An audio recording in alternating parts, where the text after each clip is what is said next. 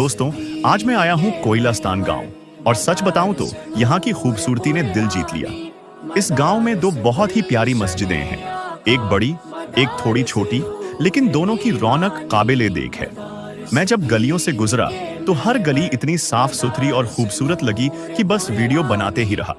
यहाँ का माहौल, यहाँ की शांति और लोगों का अपनापन, सब कुछ इस जगह को और भी खास बनाता है। अगर वीडियो अच्छा लगे तो लाइक, शेयर और फॉलो जरूर करें।